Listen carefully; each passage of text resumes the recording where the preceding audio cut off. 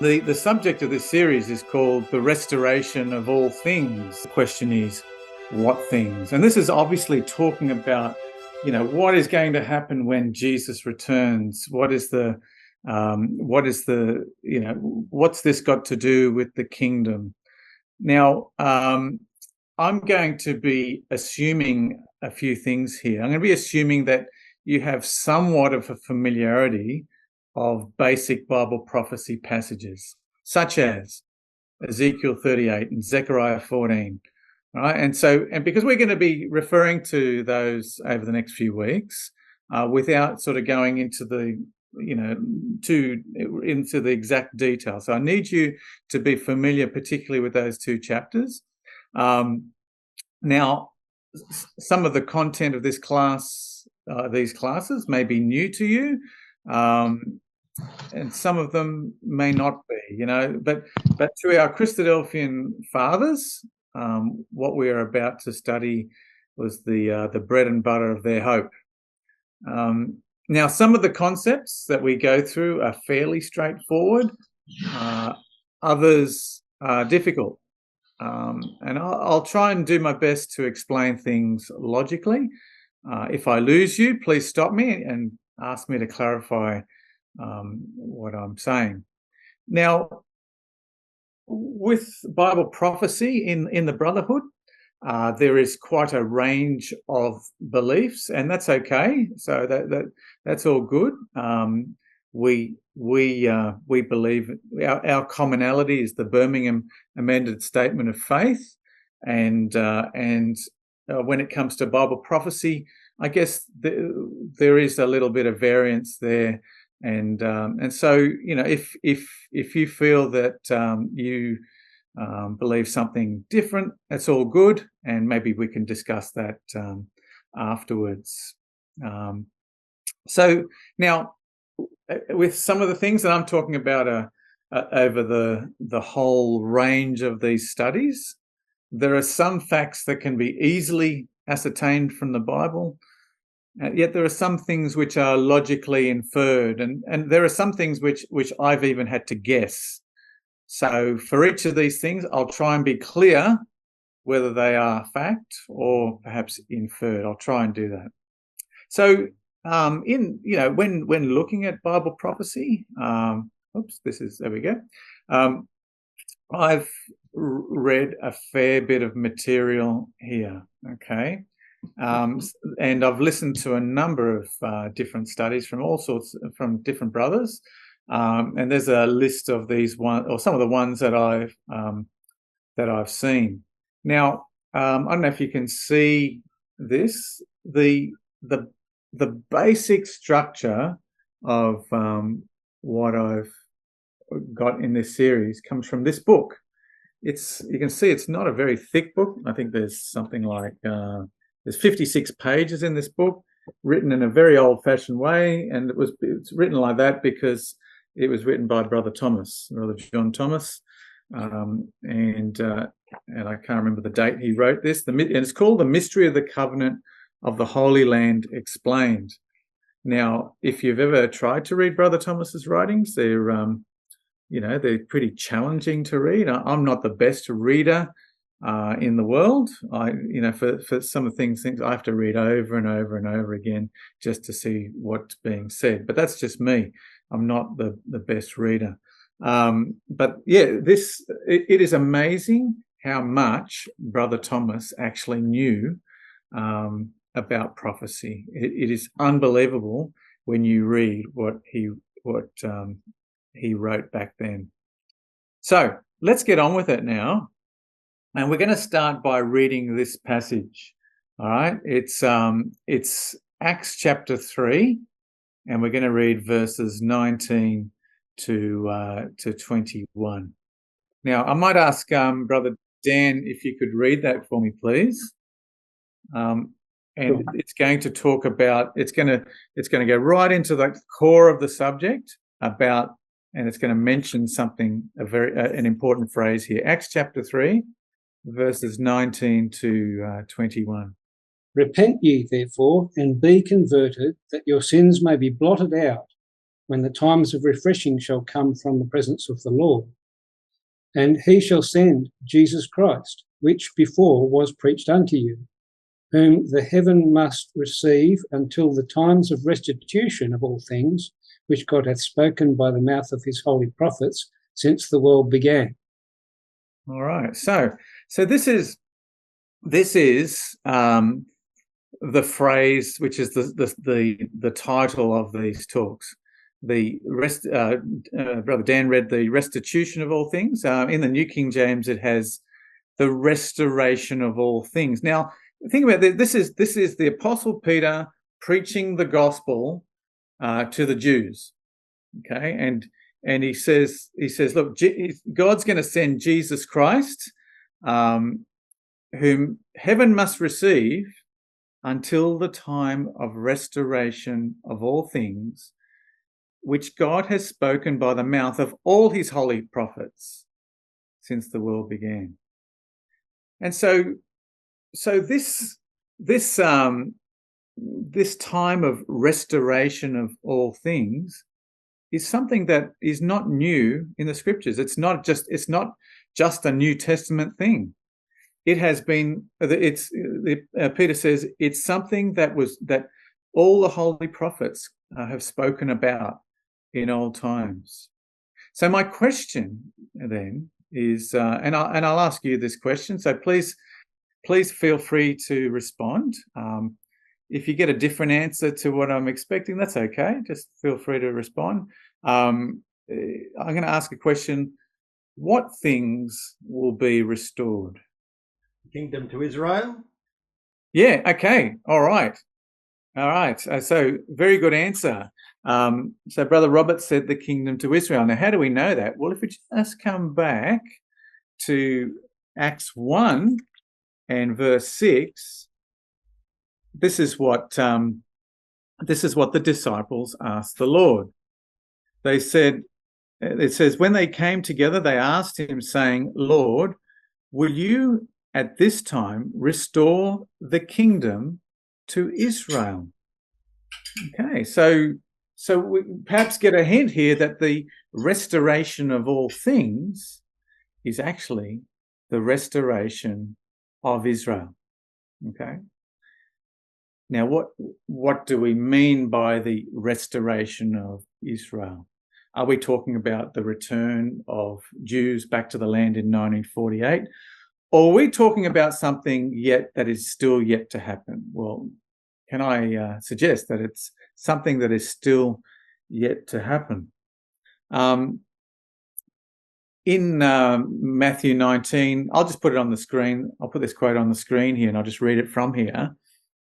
This is something that Jesus said. He said, assuredly I say to you that in the regeneration, or if you like, restoration, when the Son of Man sits on the throne of his glory, you who have followed me will also sit on 12 thrones, judging the 12 tribes of Israel. And that's and you can see here. So in that time of restoration, well, it's got to do with the 12 tribes of Israel, or the restoration of them. Now, this part of Bible prophecy is actually core to the understanding of the gospel. It's actually core. It's really core to our Christadelphian statement of faith. So I don't know if any of you have looked at the Constitution, and you find that Moorebank Ecclesia has a Constitution, and in it we have the 30 clauses of the Birmingham Amended Statement of Faith. The last time I went through this was, I tend to go through this whenever I take someone through for baptism. And I usually, for their statement of faith, for the candidate statement of faith, I usually get them to summarize those 30 clauses in their own words. But it's interesting that out of those 30 clauses of our statement of faith, there are two that directly relate to this subject about the restoration of Israel. Let's have a look at them.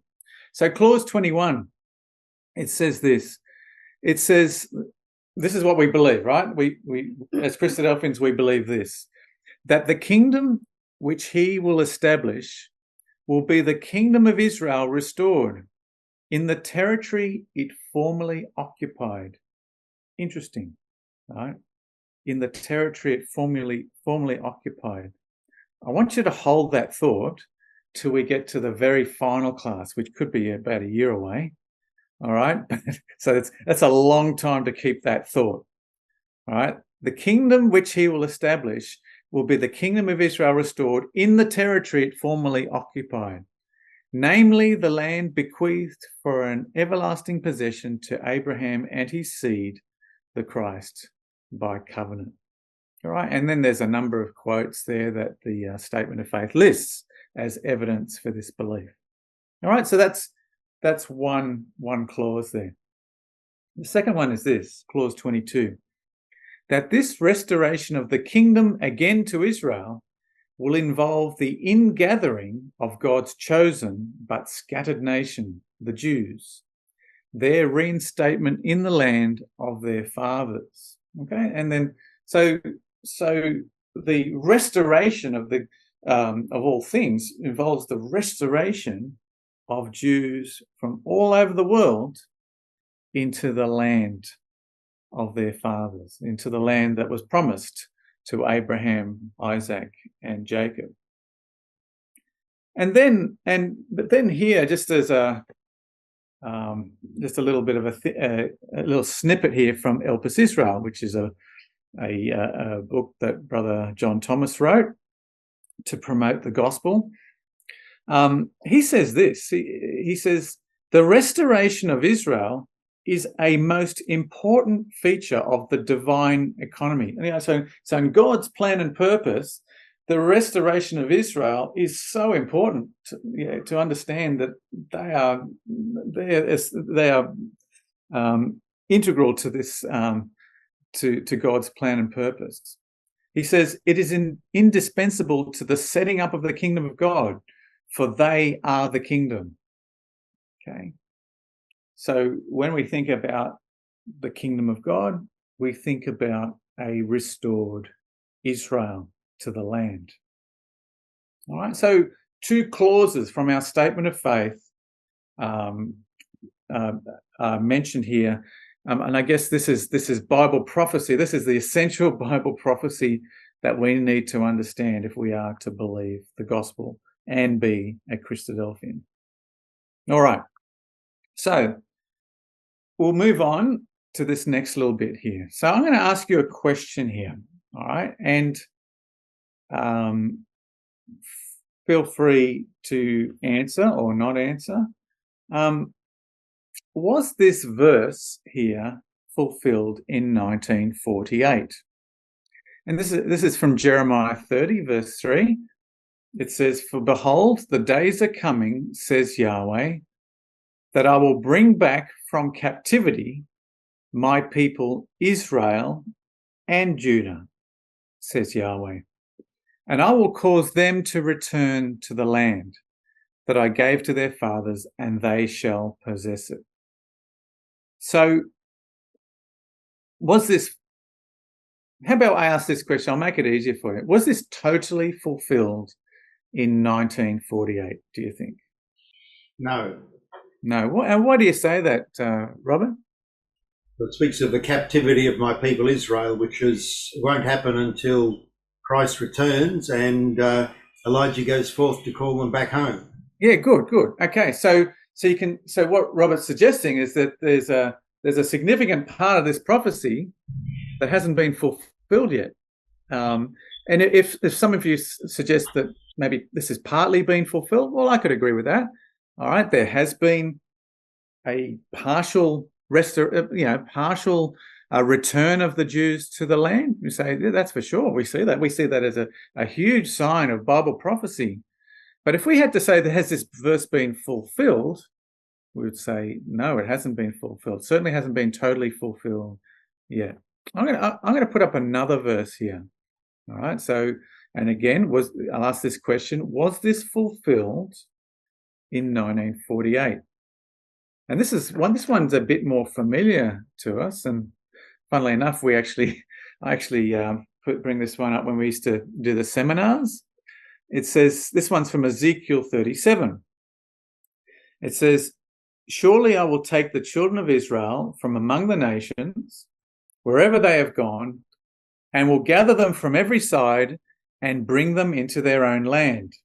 And I will make them one nation in the land on the mountains of Israel."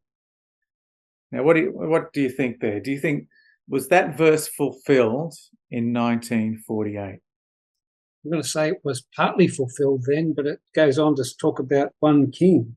Yeah. Okay. Good. So that's yeah. I could say with that. So we could say, yep, it was partly fulfilled because yes, there are Jews in the land, right? But when he says, "I will make them one nation in the land on the mountains of Israel," may I suggest that actually hasn't been fulfilled, because like Dan said, he says, "And one king will be king of them all." That's talking about the Lord Jesus Christ. Now, certainly, I remember putting this presentation together for our Bible seminars, and I did put this slide to show, look, all the Jews that have returned back into the land. But it comes with a caveat, because it has only been very, very partly fulfilled. And I want to show you why this has only been partly fulfilled. Because, and see, this was my problem when I first came into the truth, when I first became a Christadelphian. As a I don't know how old I was, 22, 23 at the time when I was introduced to the truth. I was so excited that, a lot of Bible prophecy was being fulfilled today. So I was looking throughout the scriptures and relating just about every Bible passage that talked about the restoration of Israel. I was relating it back to 1948. And I was getting ultra confused, because I think I was wrong by doing that, right? I was wrong by assuming that all these passages that we read in the prophets were talking about 1948. In fact, after doing this study, and I'm going to show you what opened my eyes in a moment, but I realized that I needed to look at the Old Testament prophets with a fresh set of eyes, and this is the passage that changed my mind. I'm going to ask that we turn there, please. Can we turn to Deuteronomy chapter 30? So remember, old brother Dave Zammit used to think that all these passages that talked about return of the Jews to the land and restoration of Israel and all that were fulfilled in 1948, until I took this passage seriously in Deuteronomy 30.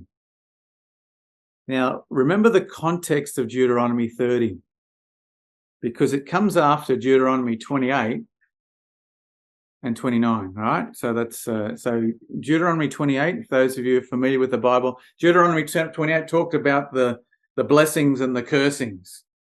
And in the cursings, it talked about how the Jews would be scattered. But then in chapter 30, it talks about a regathering of the Jews. Let's read about that in verse 1. It says, actually, Dan, do you mind reading that for me, please?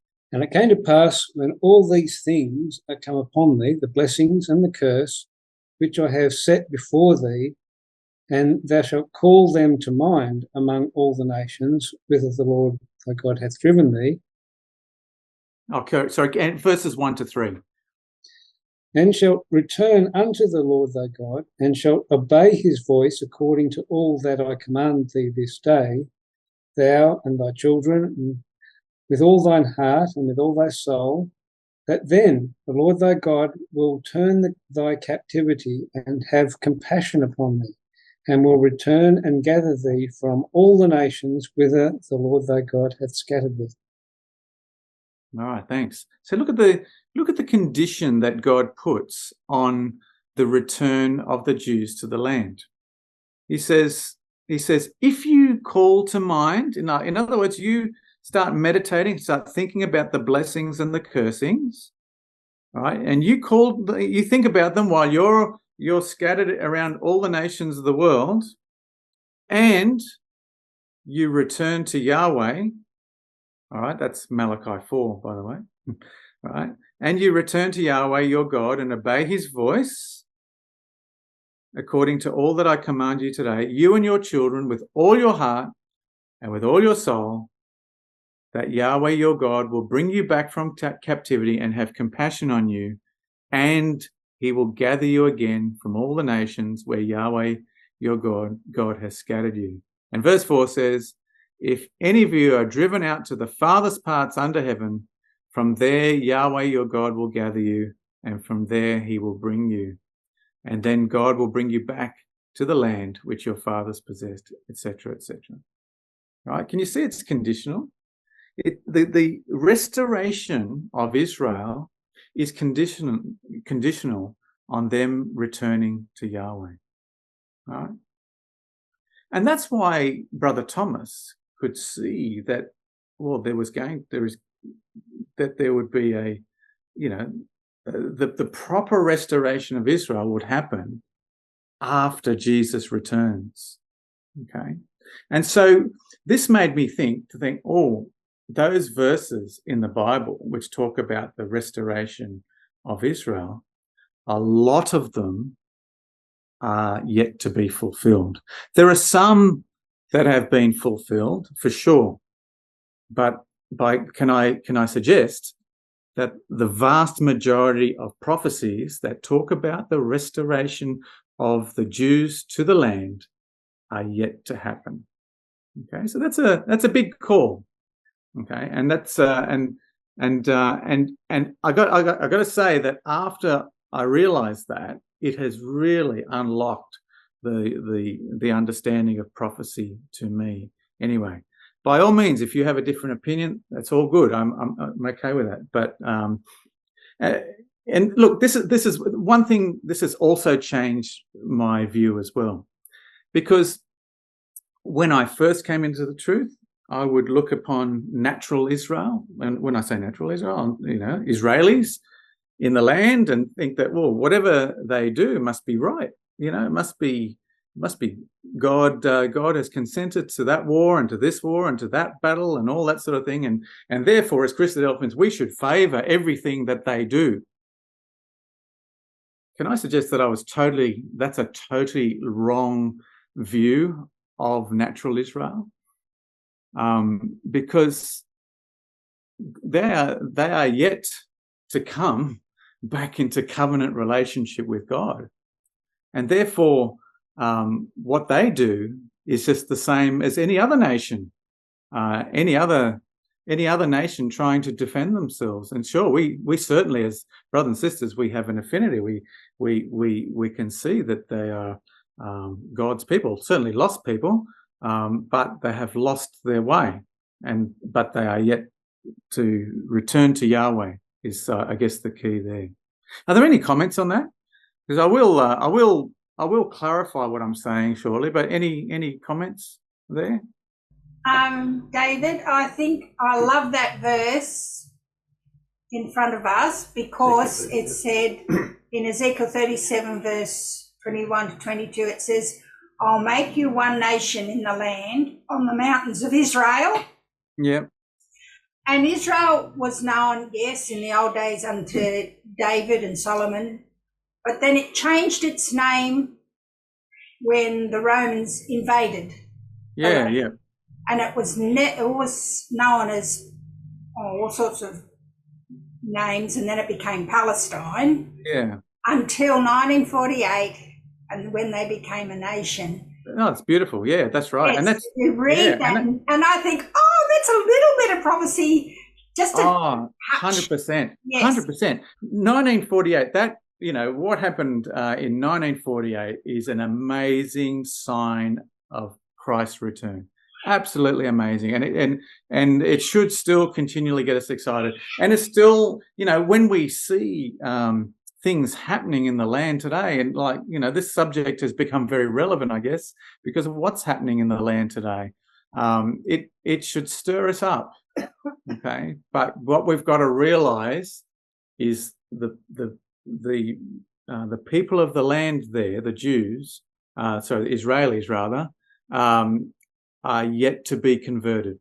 All right, so that prophecy in Deuteronomy 30 is yet to be fulfilled. Agree? They haven't turned to God yet. So, so what I'm going to suggest here is that we read in a number of Bible prophecies in the Old Testament particularly, we read two identities, all right, Judah and Israel. So do they mean the same thing? I mean, are they referring to the one nation, or do they refer to two different groups of people? You know, so as you probably know, there are many who say that, well, Judah was dispensed with in AD 70. You know, there are people, religious groups that say that Israel and Judah, you know, God has finished with them. And so back in my day, when I was looking for the truth, there was a group called the Worldwide Church of God, and they, you know, they believe that the 10 tribes, the 10 lost tribes of Israel, you know, Britain and America, you know, and at the time, and I remember saying, I thought, oh, that's interesting, and I wanted to know more about that, and they believe that they were the Anglo-Saxon peoples. Well, I don't think that's correct. The Jehovah's Witnesses would say that that God has definitely dispensed with Israel, the natural Jew, and they say that, well, they say that, well, when God speaks about Israel in modern context, they say, well, that's referring to spiritual Israelites, or, you know, inferring that it's the Jehovah's Witnesses themselves. So my question is, Judah and Israel, who are these people in Bible prophecy? Well, let's have a look here in Jeremiah 31. So can we read this passage? Let's see. Do I have it on? Let's read this. Let's Jeremiah 31 verse 31. Behold, the days come, saith the Lord, that I will make a new covenant with the house of Israel and with the house of Judah. All right, thanks. So there's going to come a day when God is going to make a new covenant with the house of Israel and the house of Judah. Do you notice there's two identities there? There's the house of Israel and the house of Judah. And now, how do we know? How can we prove that this is not talking about modern day Christians, or it's not talking about the British or the Americans or the Jehovah's Witnesses or whoever? How do we know it's not talking about them? How do we know it's actually talking about Israelites? I suppose the next verse talking about their coming out of Egypt. Yeah, very good. See, because verse 32, that's an excellent answer. So verse 32, he says, not according to the covenant that I made with their fathers in the day that I took them by the hand to bring them out of the land of Egypt. Well, that's, to me, when I read that, that's talking about Israelites. My covenant which they broke, well, that's Israelites. And so, you know, and though I was a husband to them, and God was a husband to the nation of Israel. So if God was, you know, if historically that was talking about the nation of Israel, well, what we'd expect to see then is this is talking about a restored nation of Israel. Now, and, you know, you might think, oh, well, Jeremiah 31, you know, that's Old Testament stuff. Is that relevant to us today? You know, we're you know, as Christians, we believe the New Testament, don't we? You know, yeah, but isn't this passage is quoted in the New Testament? It's actually quoted in Hebrews 8. It says, it says, behold, the days are coming, says the Lord, that I will make a new covenant with the house of Israel and with the house of Judah. It's not a redundant prophecy. It is still relevant to today. okay, and is still yet to be fulfilled. But there are two identities there, the house of Israel and the house of Judah. And so there are two identities in the last days. So when we in a lot of the time in the Bible, you'll read these two identities. So who are they talking about here? So look at this passage on the screen here from Jeremiah 3. It says, "In those days, the house of Judah shall walk with the house of Israel." Now, you notice I've coloured them. Every time I brought these up, they're coloured. I've put Judah in yellow and Israel in green there. Notice that on the screen? So it's, "In those days, the house of Judah shall walk with the house of Israel, and they shall come together out of the land of the north to the land that I have given as an inheritance to your fathers." Now, has that passage been fulfilled yet? Now, I'm going to give you now what do we say in the seminars? You know, we always say this when we're talking to an interested friend. How can you understand a passage in the Bible? Well, you've got to look at its context, right? How about we just turn there, Jeremiah chapter 3, and have a bit of a look here. So we were in Jeremiah 30. Come over to Jeremiah chapter 3. And my question is, has this been fulfilled yet? And in Jeremiah 3,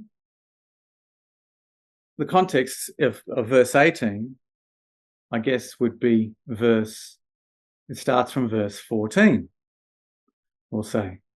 Well, actually, it starts from verse 12, and it starts by saying, "Return, backsliding Israel." All right, so it's God's plea to return. And can I suggest there these are the words that Elijah will speak in the future. This is Malachi 4, of turning the hearts of the children to the fathers. Return, backsliding Israel. Verse 13. "Only acknowledge your iniquity, that you have transgressed against Yahweh." Verse 14. "Return, O backsliding children, says Yahweh, for I am married to you. I will take you, one from a city, two from a family, and bring you to Zion." Verse 15. "And I will give you shepherds according to my heart, who will feed you with knowledge and understanding." Okay. And verse 17, for the sake of time, verse 17, "At that time, Jerusalem shall be called the throne of Yahweh, and all the nations shall be gathered to it, to the name of Yahweh, to Jerusalem. They shall walk no more after the stubbornness of their evil heart. In those days, the house of Judah shall walk with the house of Israel, and they will come together out of the land of the north to the land that I've given as an inheritance to your fathers." Can I suggest to you that verse has yet to be fulfilled? Okay, it hasn't. I'm going to suggest to you that it hasn't been fulfilled at all yet. Okay, this verse I'm going to talk about, God willing, if Christ doesn't return, in a way future class. Okay, but I want to show you there are two identities, right, in future Bible prophecy: the house of Judah and the house of Israel. Look at this one in Isaiah 11. It says, "He will set up a banner for the nations and will assemble the outcasts of Israel and gather together the dispersed of Judah from the four corners of the earth." Again, two identities: the outcasts of Israel and the dispersed of Judah. And again, may I suggest to you that this passage has not yet been fulfilled. Okay? So, two identities in the last days. Who are these two identities? And just to go on just a little bit more here, let's turn to Ezekiel chapter 37. All right, we're just sort of skimming a few passages from the Old Testament prophets because, remember, the Apostle Peter said, you know, the restoration of all things which is spoken by the mouth of all the holy prophets since the world began. So we're just sort of just gleaning from a few of those holy prophets here. Dan, do you mind reading verses 15 to 22? So Ezekiel 37, verses 15 to 22, please. The word of the Lord came again unto me, saying, Moreover, thou son of man, take thee one stick and write upon it for Judah and for the children of Israel, his companions, and then take another stick and write upon it for Joseph, the stick of Ephraim, and for all the house of Israel and his companions, and join them one to another into one stick, and they shall become one in thine hand.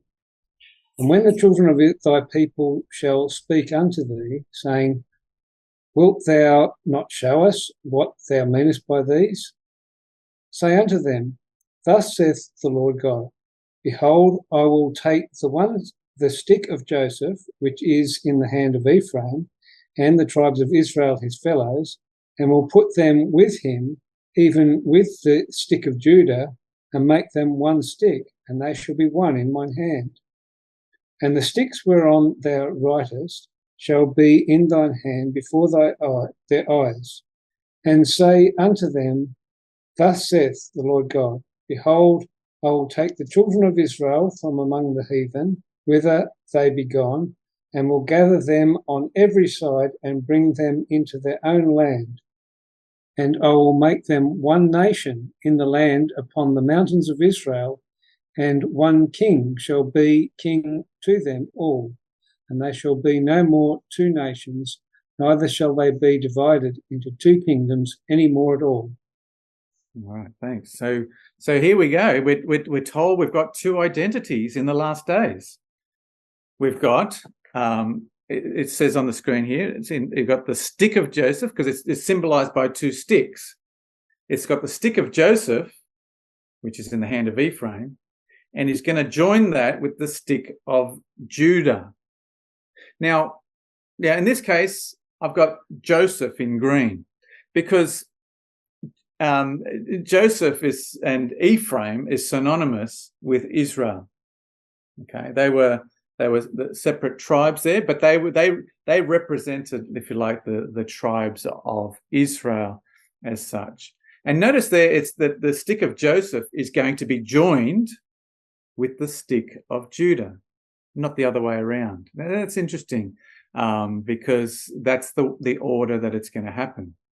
And it says, it says there, I will take the children of Israel from among the nations wherever they have gone and bring them into their own land and make them one nation upon the mountains of Israel.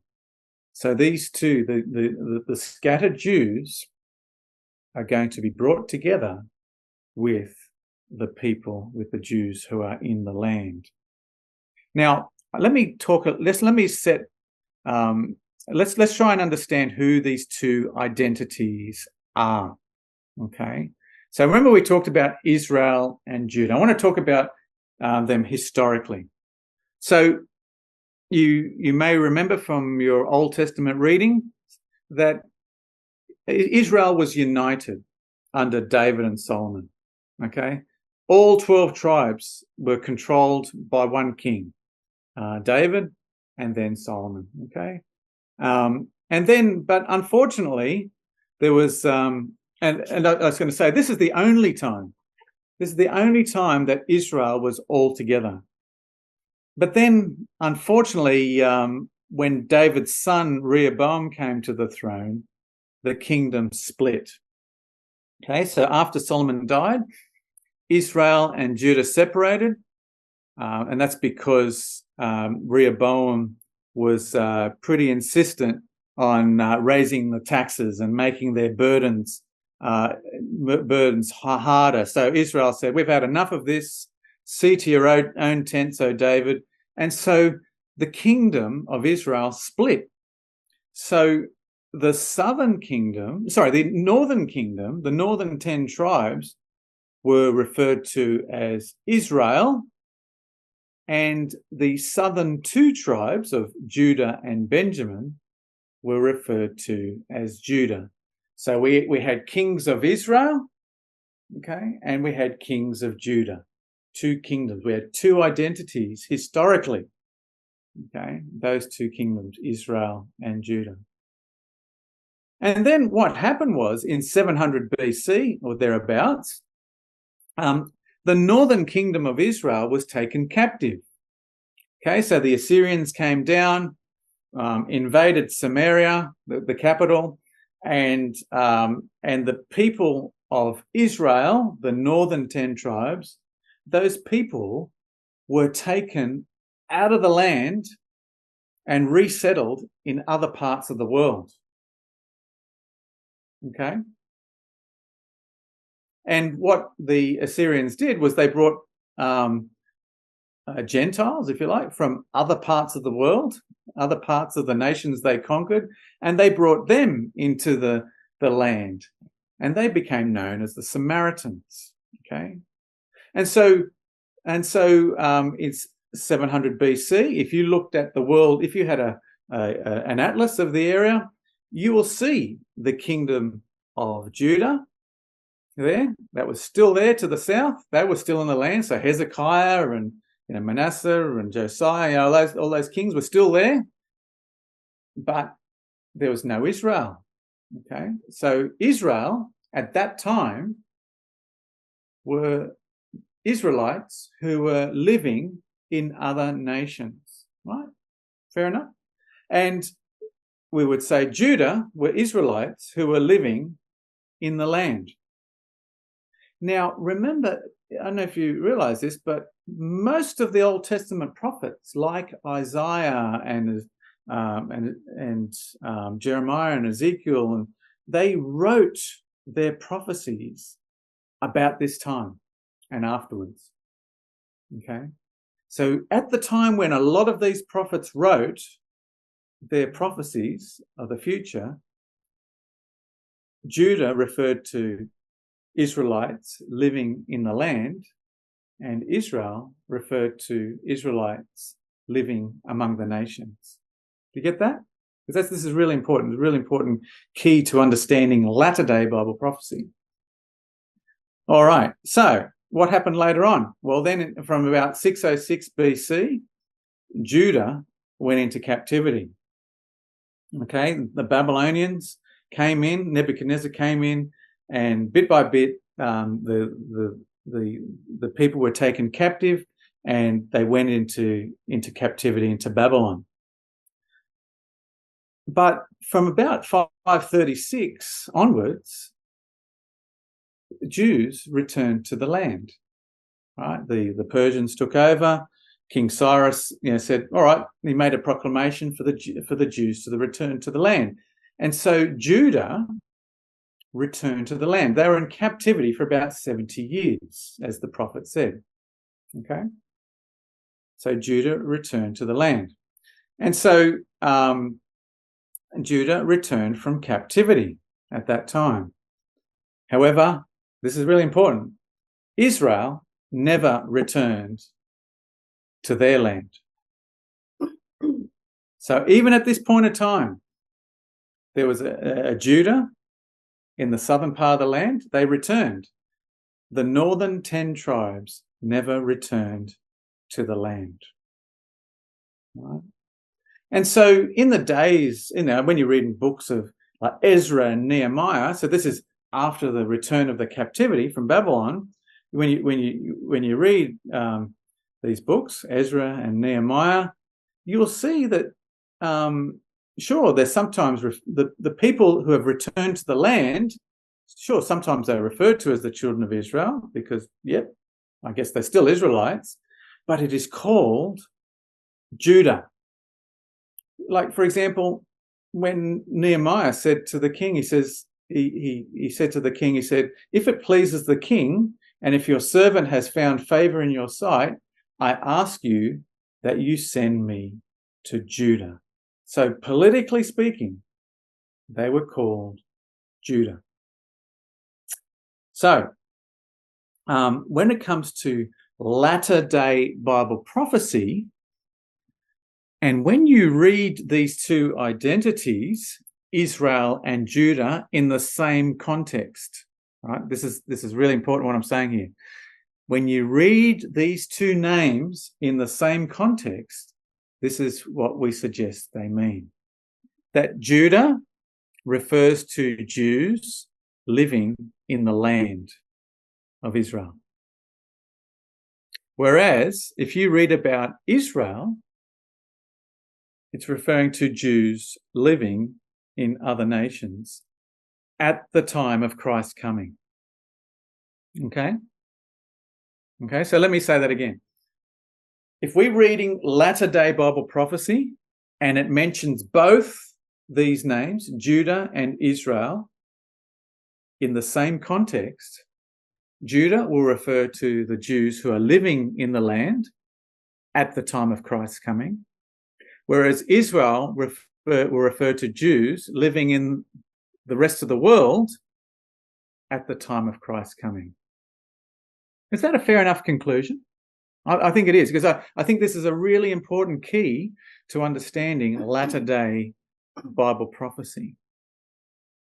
And so we see on the map there, as Roz said, we get excited because they actually named that land in the Middle East.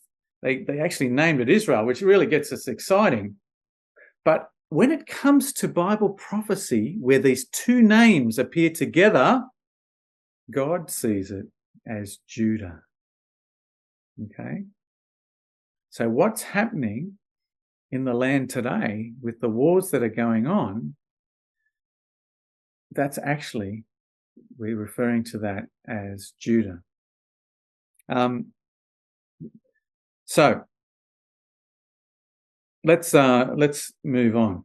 All right. So in this prophecy there in Zechariah 12, it says, Yahweh will save the tents of Judah first, referring to the Jews who are living in the land.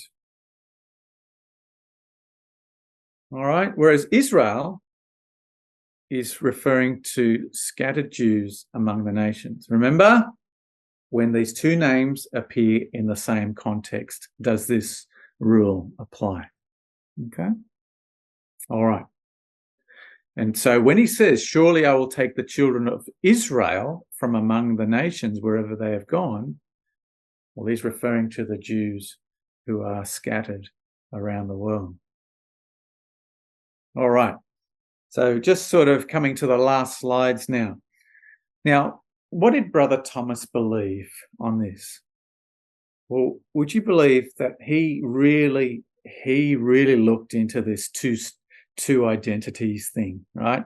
The thing with Brother Thomas, he was so intelligent. He's like an engineer, right? At work, I'm a tradesman, right? So a very simple mind and so forth. And if I go and ask an engineer a question, I get this super complicated answer that I don't understand, right? So one of the reasons I'm good at training at work is I can eventually work out what an engineer is saying and then explain it to a tradesman in sort of simple terms. Now, Brother Thomas wasn't real good at that, right? Brother Thomas was an engineer. He wasn't an engineer. He was a doctor, actually. He's worse.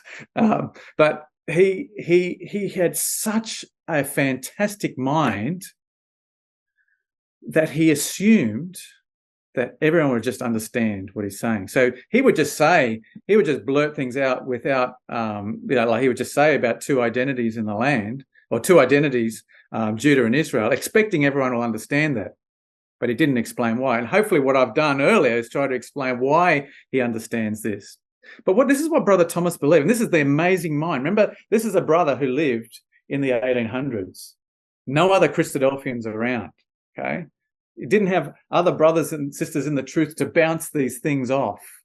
Amazing brother who believed these things. And this is what he says in Elpis Israel. He says, the truth is, there are two stages in the restoration of the Jews. The first is before the Battle of Armageddon. The second after it, but both pre-millennial. Now, what does he mean by that? Okay, so he's saying there's two stages of all this, because he identified that these two identities, Judah and Israel. And he said, well, Judah, they will return to the land before the Battle of Armageddon. And that's true. We've seen that, and that's still happening. All right, that's what we see we see in the land today. All right, before the Battle of Armageddon, Jews have returned to the land. But he says the second stage would happen after the Battle of Armageddon. You notice I've got that in green, because that's the restoration of Israel. When God says, I will bring the children of Israel from among the nations wherever they have gone and bring them into their own land. That's the second stage. That will happen after Armageddon. That is what we call the second Exodus. Right?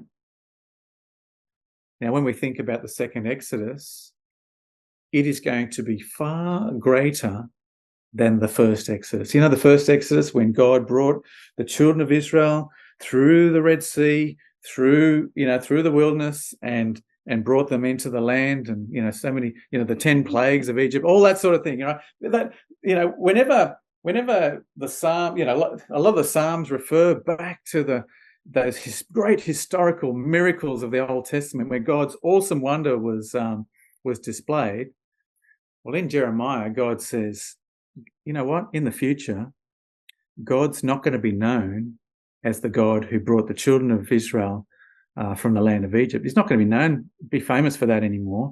He's going to be known as the God who brought, as Yahweh who brought the children of Israel from the land of the north and from all the lands where he's driven them. That's what God is going to be famous for. The second Exodus is going to far outweigh the first Exodus by a mile. So where Brother Thomas says the second stage, that is going to be incredibly huge. That hasn't happened yet, because that's after the Battle of Armageddon. But he says they're both premillennial. In other words, the millennium doesn't start till all the Jews are back in the land and the kingdom has been restored to Israel. That's when the 1,000 years of peace will begin. Does that make sense? And it's just incredible how Brother Thomas understood this. Now, I love this passage. Now, this little passage here, the snippet from Elpis Israel, is incredible. And I just want to read it again. I know we're all familiar. Sorry, not all familiar. Some of us are familiar with this. I just want to read it because it's just fantastic how he knew this. He says, there is then a partial and primary restoration of Jews before the manifestation, before the coming of Christ, right? A partial and primary restoration, right? Which is to serve as the nucleus or the basis of future operations in the restoration of the rest of the tribes after Jesus has appeared in the kingdom. Right? So what he's saying is, what we see, we can see this looking back. So what he's saying, look, in 1948, there's going to be a small restoration of Jews before Christ comes. But he says the pre-adventual colonization of Palestine, in other words, I think this is engineer talk, right? Before Jesus comes back, those Jews who return to Palestine, they're going to return on purely political principles. And the Jewish colonists will return in unbelief of the messiahship of Jesus and of the truth that is in him. They will emigrate there as agriculturists and traders in the hope of ultimately establishing their commonwealth, but more immediately in getting rich in silver and gold, etc., right? Incredible how he understood that. Okay. Now, maybe I'll say, no, I was going to comment on something. I'll save it for next week. So he understood that there would be two stages of the restoration of Israel. A partial one, which we've started to see, but a bigger one that happens afterwards, after Christ comes back.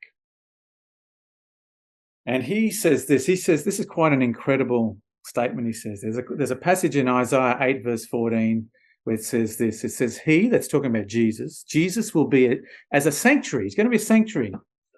But he's going to be a stone of stumbling and a rock of offense to both the houses of Israel.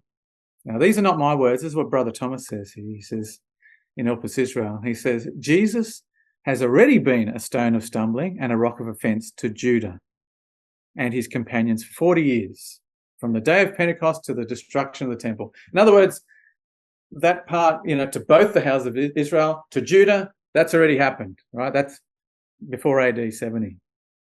But what Brother Thomas suggests is that this prophecy has not yet been fulfilled in relation to the remaining 10 tribes, to the Jews who are still scattered around the world. He's suggesting that Jesus will be a stone of stumbling and a rock of offense yet to happen. Anyway, I'll skip that.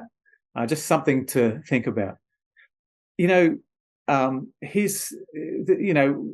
We see these little maps of things of all these Jews have returned to the land, right? Judah. But there are still a lot of Jews still scattered around the world.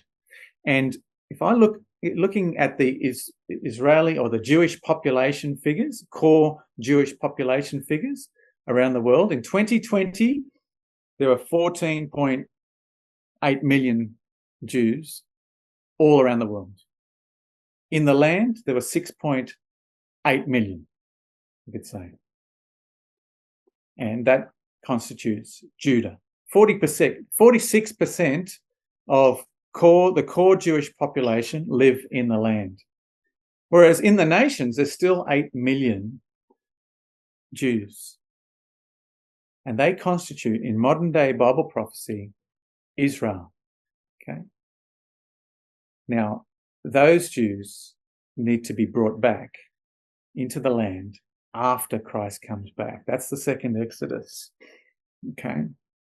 And if we look at these are 2016 stats. This is the latest map I could find like this. You see, right, there's a big circle around Israel, right? But there's a huge circle also in the United States. By far, the majority of Jews living outside the land live in the United States, and a lot live in Canada as well. A lot live in Russia and, in Ukraine and Australia and other places in France. So all scattered around the world, South America, etc. There are latter-day Israel and Judah. Okay, that's what we're looking at. This is the last slide. All right. Just want to end with these words here. I love this passage because it just gives me goosebumps when I think about this passage in Jeremiah 30. Because you think about a prophet like Jeremiah, like Ezekiel, penning these words that they were inspired to write.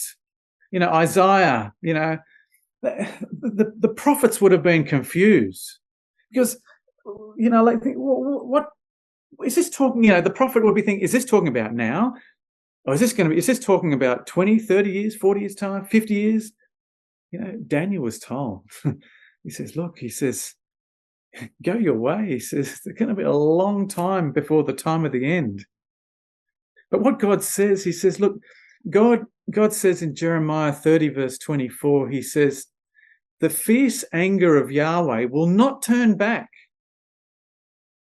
until he has performed and until he has accomplished the intent of his heart. What's the intent of his heart? It's to restore all things. It's to restore again the kingdom to Israel. And whilst these things were confusing to the prophets at the time, and perhaps to the readers and so forth, to the disciples, they were confused. God says, in the latter days, you will understand this. And isn't it beautiful, brothers and sisters, that we can have a class where we can talk about these things and explore these things? And look, even if we don't get them 100% right, let's really look into these things and try and understand what God has got in store for the people of Israel. God will not rest until Israel is restored.